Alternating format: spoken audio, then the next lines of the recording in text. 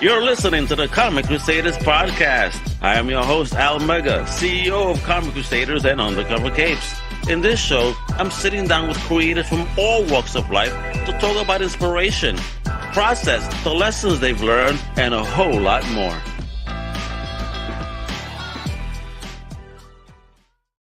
Well, man, this is your boy Al Mega. Welcome to a brand new Comic Crusaders podcast. And today, we talking to a game-changing creator in the industry right now. Has been in the business doing dope books.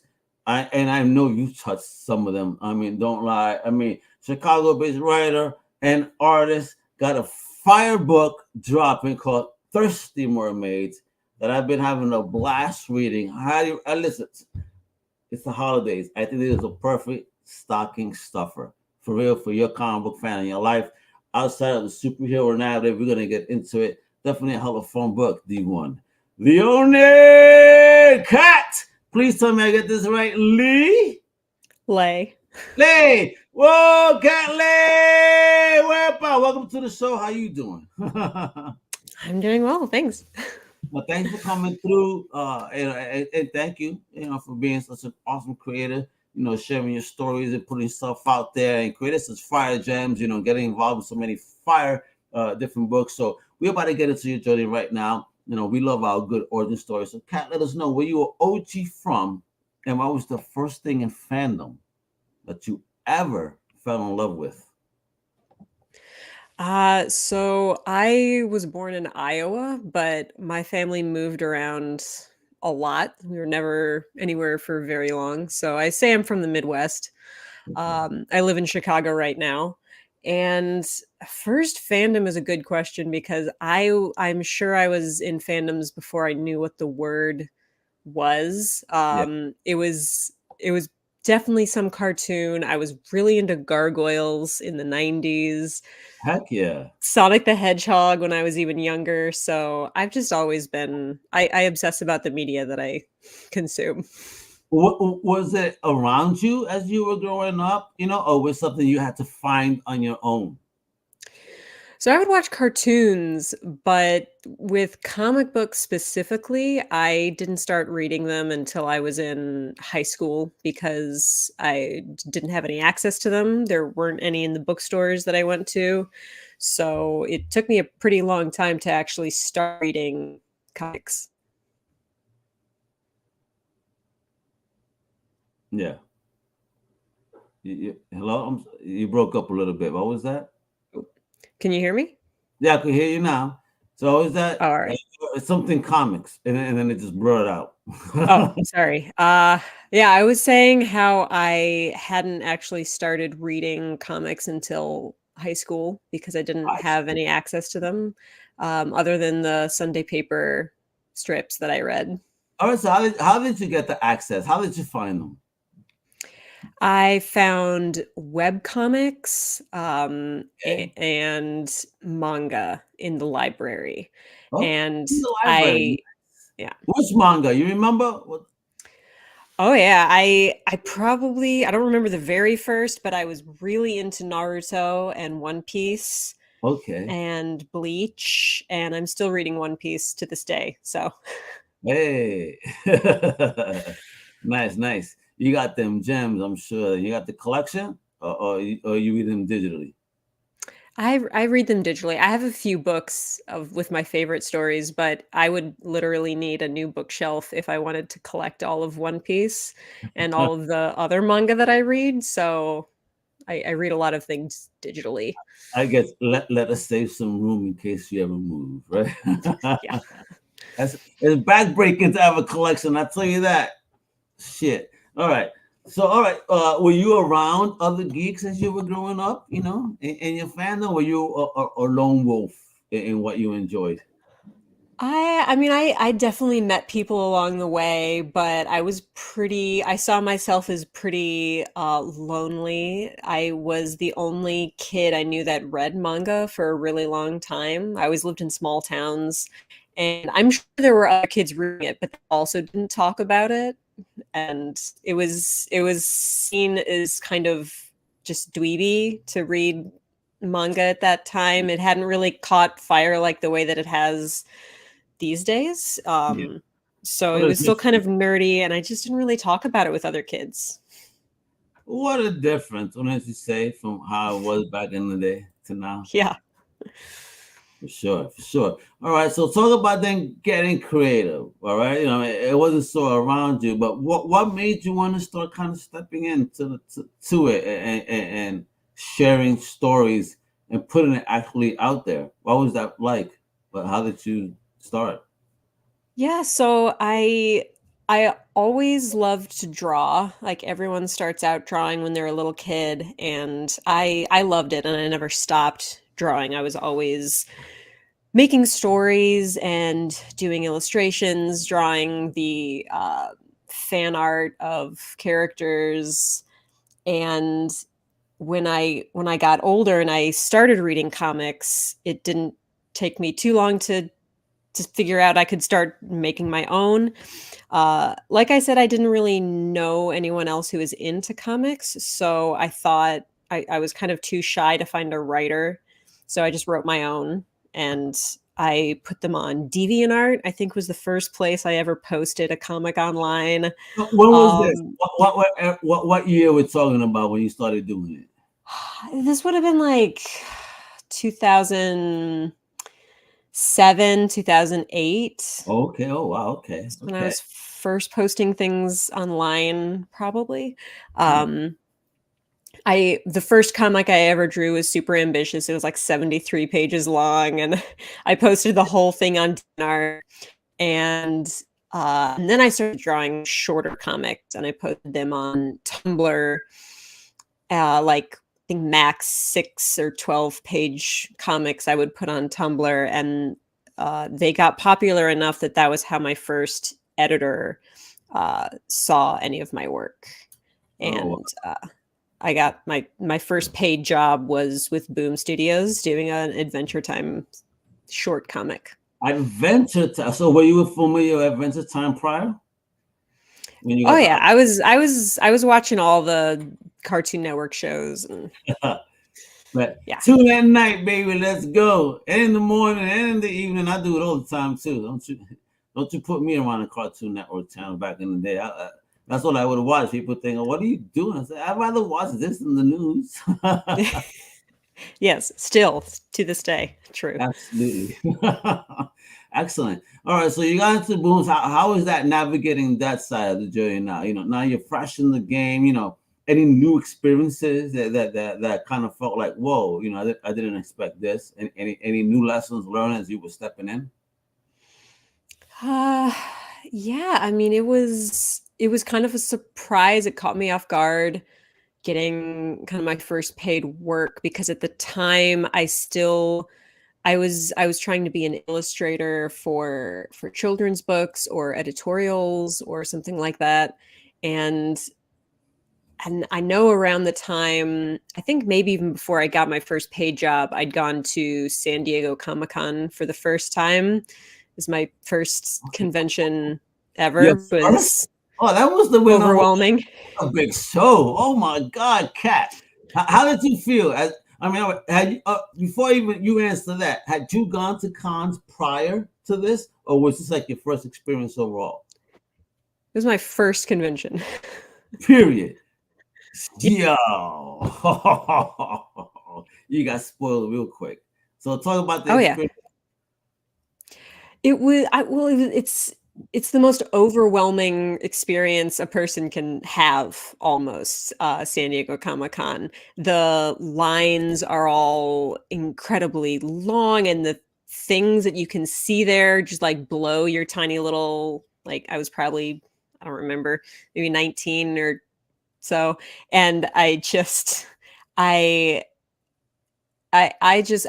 met Mike Mignola, and I met all these other people that were just at their tables signing books, and I couldn't talk to anybody. I was painfully shy.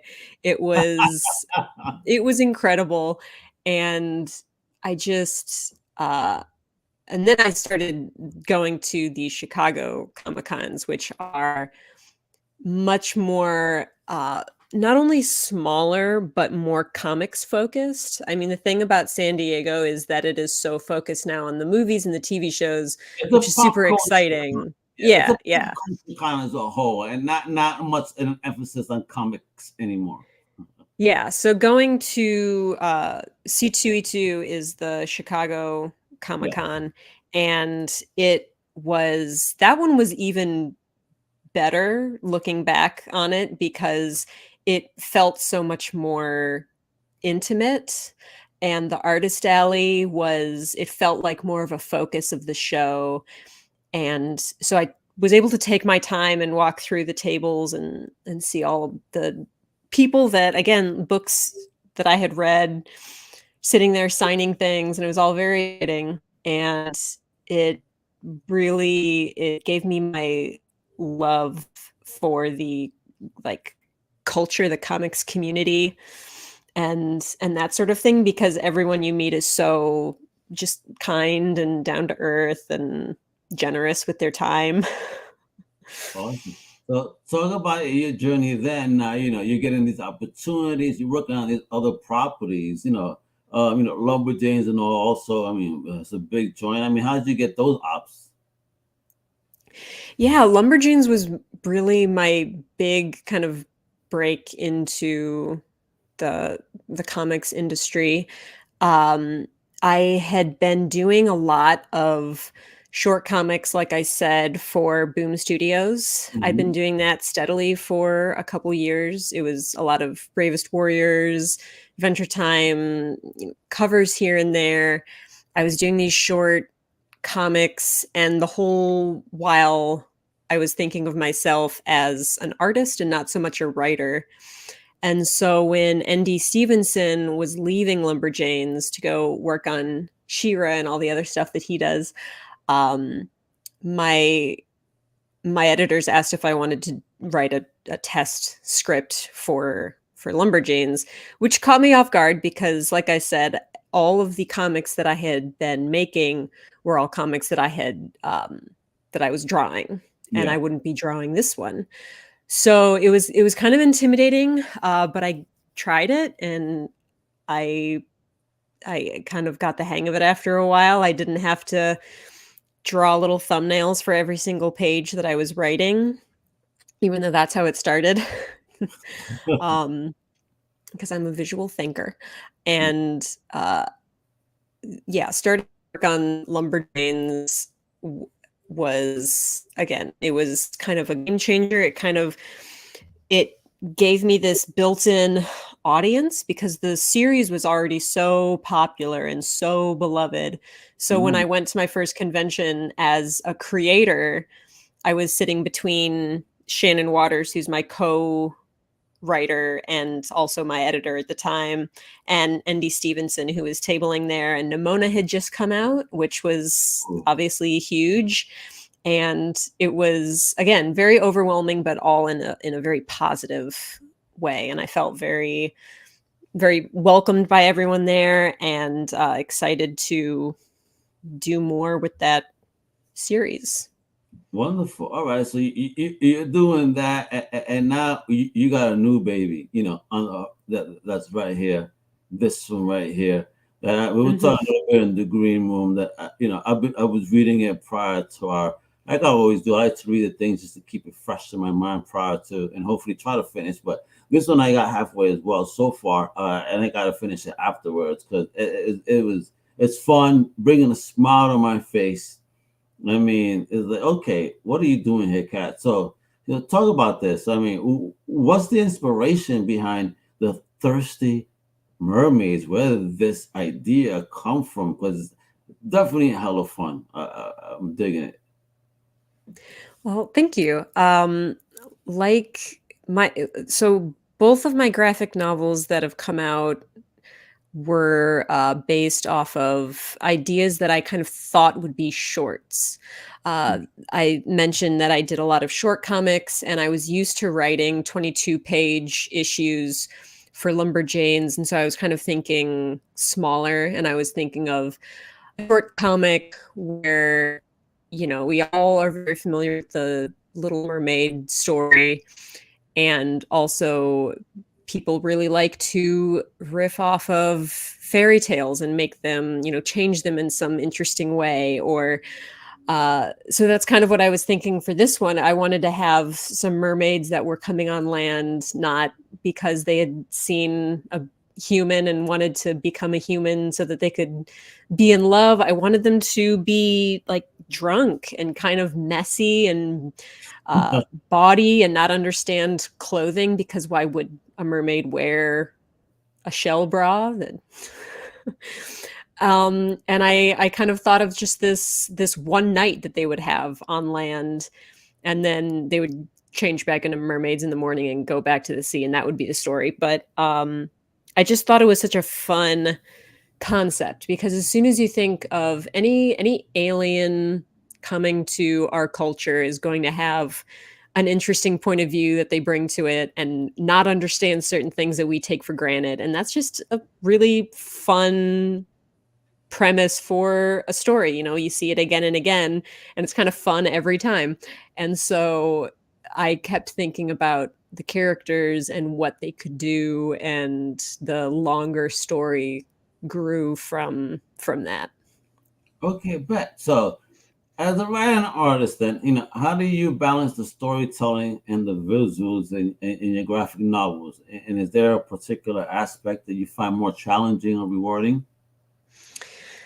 So for me, I always think of the visuals first. I don't write scripts for comics that I'm also going to be the artist for, because I imagine the scenes and I start by figuring out how those are going to lay out on a page.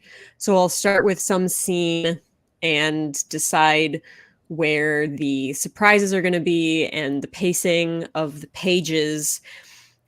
And then I go back and we'll figure out the dialogue so that the panels are paced in a way that makes sense to me. And so I always start by drawing, and then I kind of will jump around and do the scenes that I have in my head that I know really well, and then work on what connects those scenes together. And that's usually how I'll put a book together, is just slowly figuring out the important scenes and then sewing them together. Gotcha. So we're talking scenes here. So how do you approach the character development then, particularly in those fantastical settings like Thirsty Mermaids? I do a lot of doodling. Usually, if I think of a character, there's some aspect of the character that I know how they're going to look. For the three main mermaids in Thirsty Mermaids, I wanted them each to look really distinct from each other, because I wanted them to represent different kinds of sea life and also humans. And there's, limitless weird sea creatures and weird people that you can draw.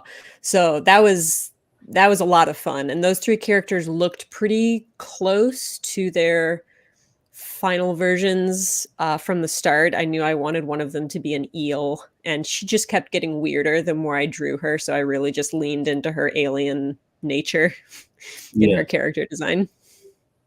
Excellent. All right. So I want to know here. So, and in what ways do you think the Thirsty Mermaids contributes to the representation of diverse characters and narratives in graphic novels? There's a lot of stuff going on, even from the bit that I read. I was like, all right, this is pretty cool. I'm digging it. I'm a New Yorker too, so like everything, I'm just vibing with the book, having a great time reading. I was like, all right, this feels so natural. Well, good. As far as representation goes, I think that we all know that there are certain types of people that don't get drawn in books or represented in media very often. So one of the things that I really like to always have in my stories are people who look and are like people that I know in my life, and people that I would like to know, and people that I just want to see more of. So I always like to do a lot of different body types. and different sexualities for the characters, different gender identities. It just kind of naturally feels like there's a void of characters like that is kind of a delight to imagine more and create characters that kind of fill that void. All right, so can you discuss then the transition from creating single issue comics to crafting graphic novels, like Thirsty Mermaids? Because this is the thick one too. This is definitely, some shelf porn, as I like to call it. It'll be a nice thick one to have in your shelf. So, I mean, for real, so are there any distinct challenges or joys in each format when you work on them? The 22-page issues can be a challenge to fit. Most early Lumberjans was 4 issues per story arc. So you'd have 4 issues to do one story arc. And sometimes the challenge will be having enough things happening in one issue to fill it up, or vice versa. You have to cram in a bunch of story elements and plot points in one issue so the pacing works. And one of the really nice things about working on graphic novels after working on the issues, monthly issues, was that I really got to let certain scenes breathe. I could kind of let more time, or I could use more pages to tell a single part in a story than I would have been able to with the 22 pages. But also writing within a structure gets to be, like, once you've done it for a while, it gets to be very sort of easy because you're limited. So you can't imagine 1,000 different ways to do something. You have to complete a story within a certain number of pages. So that can make things a little easier, move a little faster. But I really do like the freedom that comes with drawing a graphic novel. Excellent. All right, so let me ask you, how do you envision then the impact of Thirsty Mermaids on readers, especially in terms of its themes and storytelling? I hope that people who read that book are delighted by the lack of, I suppose, stereotypes. I want them to read it and feel kind of refreshed by some of the unique characters or the things that they do. Yeah. I would love for people to read it and imagine, a bunch of other situations that these characters could get in, because it's really just they can make taking out the trash a whole thing. So.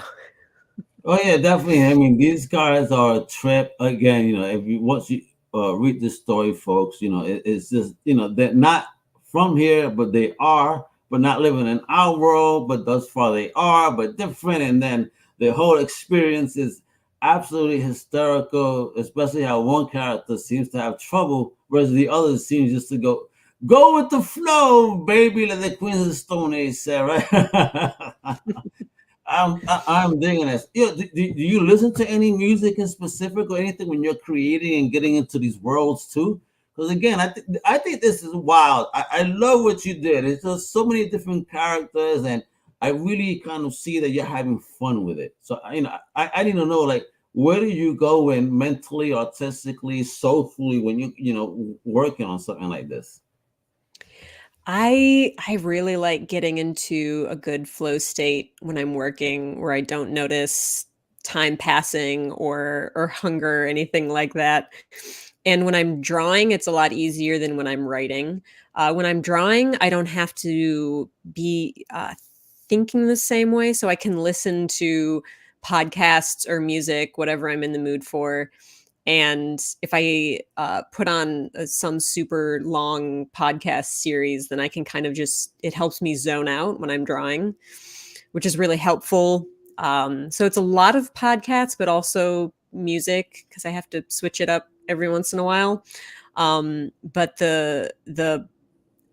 if I'm listening to music, it would then be something like a Broadway sound or something, because the longer form of the audio helps me focus. Okay. So that's generally what I listen to when I'm drawing. Interesting. No one's ever answered that music song. Everybody's either telling me they get into some metal, some rock, some hip hop, some instrumentals, even symphony. But Broadway, that's interesting. I kind of dig it too. I get it, because it's scenery. It's like a soundtrack. I feel you. I get it. I'm digging it. I'm digging it. All right. So what's popping, Kat? I know 2023 is almost coming to a close. Wow, already. Are you doing any cons for the rest of the year? Are you doing LA or anything coming up? I'm not doing any conventions for the rest of the year. The next one that I do, I can't remember when it is this year. It might be April, but C2E2 is usually the first convention of the new year that I'll go You to. Celebrate. That's your comic book New Year. All right. Yeah. Yep. Love it. And look at this beautiful book. Is it out now or we wait? Come on, Kat. It's out, and the soft cover is the version that just came out. So that is available wherever you buy books or comics. Yeah, absolutely. You better go to your bookstore, your comic shop. When your comic shop don't have it, it's easy to ask them to get it for you. Because folks, again, the holidays are here, and I think this is something that's absolutely perfect for the comic book fan in your life. That again, outside of superhero now, because not everything is superheroes. This is what I'm trying to tell people. There's so much for everyone out there. I'm saying for me, this is like a hangover with mermaids, top notch, funny stuff going on. Kat is extremely talented. Yo, Kat, for real. I mean, where did you get a humor from? Who are your comedic inspirations? Because it's like you have me joking. Do you have any comedic inspirations? Did you intentionally make this funny? Because there's a lot of funny scenes in this for me. Oh, bad nights like they did. I just like experience. I would say I specifically for the book, I was super inspired by Broad City. Okay. And I mean, yep, I know them. Yep. Yeah, that show is hilarious, and it's also kind of again like it's refreshing because a lot of the times the more just like idiot characters aren't women, and like women are idiots and mess ups as well. And it was very refreshing series. I was married for over 25 years, and just being around some of wifey's friends, yes, I could corroborate that story. Yeah. They could be as bad as dudes sometimes. Holy smokes. Absolutely. I would be surprised as a man, like, wow, I didn't know. I love those pleasant surprises. It's fun. All right, so Kat, before we go, what up, man? If you're gonna give us any type of advice for people trying to step into the game, especially the journey that you've been. I mean, you say like early 2007 to now. I mean, you've been in the game, man. And congrats to you. You've been doing like amazing work. Bless and thank you for sharing that with us. Not many could do it. And like you said, you telling me you were introverted, afraid to talk to these creators, and look at you, creating these amazing stories and concepts, and blessing us with so much entertainment. So thank you for that. I absolutely appreciate it. So, what would you tell now new creators trying to step into the game day and age?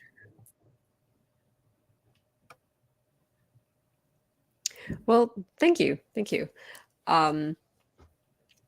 I guess, yeah, if I had any piece of advice for someone trying to get into comics, it would be to make a short comic and complete it. Just do a short comic. You can print it out yourself, super easy.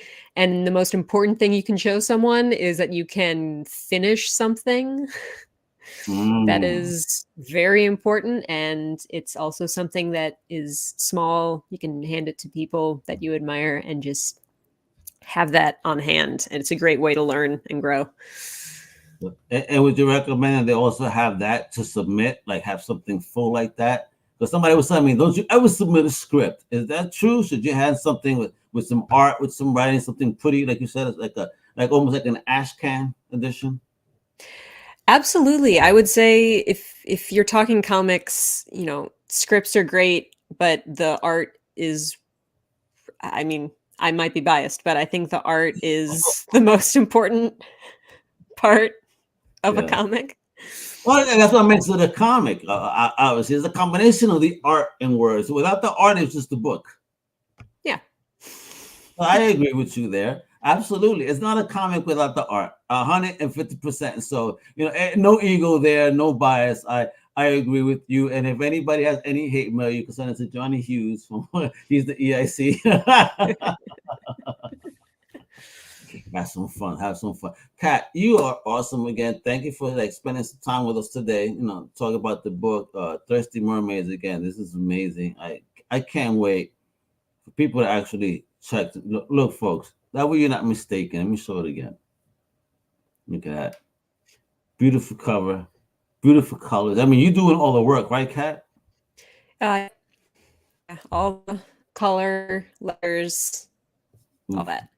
Oof. Look at that. The lady wears many hats. So salute, because that stuff is not easy. This is why, again, you got to celebrate amazing creators like Kat out there doing, those multiple duties, but are able to create such a beautiful and fun project that, again, I'm going to repeat this. It's the holidays, folks. It's available now. So go to your Amazon, your comic shop, your bookstore. Get this. I'm telling you. You're gonna buy it for your comic fan. You know what's gonna happen? You're gonna read it and wind up keeping it for yourself. I promise you this, because it is that much fun book. And if any Kat, all right, shit, I gotta ask always this: if this could be anything else other than what you created thus far, a cartoon, a movie, a TV series, what would you like this to be? I think it would be a pretty fun animated series, personally. Oh, series. You want to go on that tsunami level? We go on that Adult Swim with this? Oh, hell yes. Yeah, baby. Let's manifest and let's ask for it to the cartoon gods. We need some Thirsty Mermaids on Cartoon Network. You hear me? Let's make it happen for Kat. All right, especially for 2024. That's what I wish. So again, much continued success. Again, I'm loving the book. When I finish it, I'm going to make sure we talk about it more on comiccrusaders.shop, because I'm having a blast with it. I think it's super talented and people need to know what it is. Mi gente, you know what it is with us, right? The author tells you what to do. Kat, thank you. Mi gente, thank you. Much love. Huepa! Hasta la próxima. Thank you for listening to the Comic Crusaders podcast. If you like the content, please subscribe and turn on notifications. Also, please visit comiccrusaders.com and our extended podcast family over at undercovercapes.com. And also make sure to download the Comic Crusaders app on the Google Play Store today.